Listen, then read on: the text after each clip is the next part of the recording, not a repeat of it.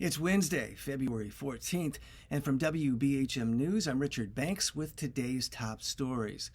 The Alabama Republican Party is pressing lawmakers to repeal an exemption for librarians in the state's Anti-Obscenity Enforcement Act.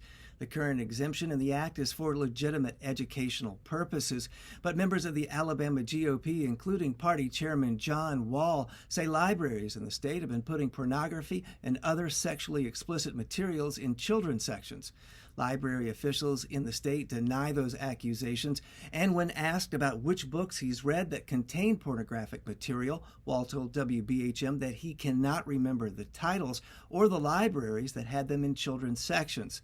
Wall has not yet backed the move to repeal the exemption. If the measure were to be approved, librarians and others covered by the legislation could face up to $10,000 in fines and a year in jail. A new report says black youth face harsher school discipline in Alabama than whites and are more likely to be locked up in youth detention facilities. The report from the Southern Poverty Law Center says black children are suspended at twice the rate of whites, according to data from 2020. Also, a larger share of black youth are placed in various forms of detention than their share of the overall youth population. And a new gambling bill is headed to its first test in the Alabama legislature.